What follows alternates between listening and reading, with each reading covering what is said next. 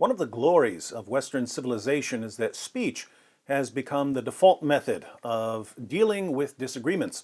If we oppose a claim or an ideology, we oppose it with criticism or mockery, not with torture or executions. Historically, that's pretty rare. For much of human history, disputes about politics or religion or ethics were settled with the rack or the guillotine or mob violence. The New Zealand mosque shooter turned to terrorism because he believes that violence, not speech, is the way forward. Anders Breivik turned to terrorism because he believes that violence, not speech, is the way forward. A new generation of violent revolutionaries is emerging. And the reason this is so terrifying is that when people are coming at you with violence, it becomes much more natural to respond with violence. For years, jihadis have been waging terrorist attacks around the world. The world has been remarkably patient in response. But I see people online every day calling for violent retaliation. Now we have white nationalists waging terrorist attacks, and I see people calling for violent retaliation against white nationalists. We may be a couple of terrorist attacks away from a radical escalation in violence and terror. I don't want to see that. I don't want to see people giving up on speech and turning to violence. That's why I'm always horrified when I see peaceful critics of ideologies shut down and deplatformed after terrorist attacks. Let's look at an example. The National Post reports, Calgary University cancels event by ex-Muslim citing sensitivity after New Zealand attacks. Citing the recent anti-Muslim attacks in New Zealand, a Calgary University suddenly canceled an event by Armin Navabi, an Iranian-Canadian atheist activist who was scheduled to deliver a talk critical of Islam. "I've been deplatformed again," wrote Navabi in a Wednesday tweet.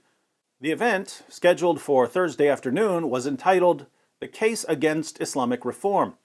Hosted as part of a speaker series organized by the Atheist Society of Calgary, it was to be held at Mount Royal University. Only 2 days before the talk, however, a representative from the school informed the society that they were being denied space.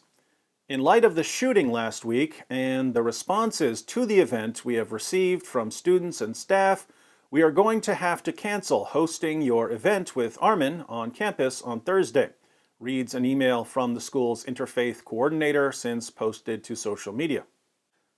Notice the inconsistency. There have been tens of thousands of Islamic terrorist attacks since 9/11. How many times have you seen universities shut down Muslim events after jihadis slaughter unbelievers in the name of Allah? I've never seen it, and I don't think that universities should silence Muslims who have nothing to do with terrorist attacks.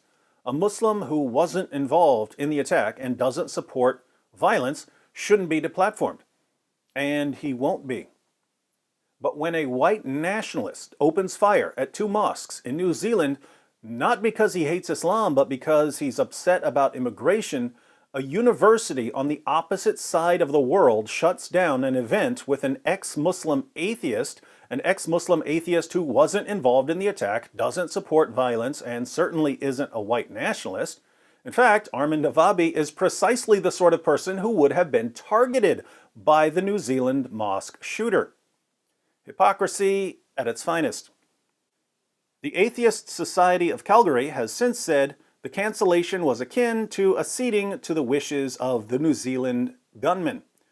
Atheist Society of Calgary feels that to cancel this event communicates to terrorists in general that these tactics will accomplish their objectives, they wrote in an online post notifying attendees of the cancellation. Mount Royal University justified the cancellation by saying that the Friday murder of 50 Muslims in two Christchurch, New Zealand mosques has had a large impact on many members in our community. We made this decision in light of that impact, and we would absolutely have the speaker come to our campus at another time, they wrote in a statement sent to CBC Calgary. So, when people like the Christchurch mosque shooter try to convince the world that we need to stop talking and start killing each other, Western universities respond by agreeing with the first part of his message. They tell us to stop talking, not realizing that it's not peaceful discussions that lead to violence, it's blocking peaceful discussions that leads to violence. But here's what's most disturbing. Former Muslims are in real danger. If anyone gets to criticize Islam, former Muslims should get to criticize Islam because Islam calls for their violent deaths. In a land governed by Sharia, Armin Navabi would be under a death sentence simply for being an atheist. But he's not just an atheist, he's also an ex-Muslim. Muhammad ordered his followers to behead apostates. And Navabi's not just an ex-Muslim and an atheist, he also criticizes Islam. Muhammad ordered his followers to execute critics of Islam. So Navabi is under at least 3 Islamic death sentences. Should he be allowed to question or criticize an ideology that calls for his violent death? In a sane world, absolutely. But here in the real world, the message to ex-Muslims is this. Sorry guys, even though you're under constant threat of death, we can't let you criticize the ideology that calls for your deaths because a white nationalist just opened fire at 2 mosques on the opposite side of the planet. And Muslim lives, unlike ex-Muslim lives, matter. That's a pretty terrifying message. So here's the situation we find ourselves in. Muhammad called for the violent subjugation of the entire world. Some of his followers take those calls for violence seriously. When jihadis obey their prophet and launch terrorist attacks against non-Muslims, we're not supposed to criticize Muhammad because our criticism might lead to an anti-Muslim backlash. When white nationalists attack Muslims, we're not supposed to criticize Muhammad because our criticism is supposedly what leads white nationalists to attack Muslims.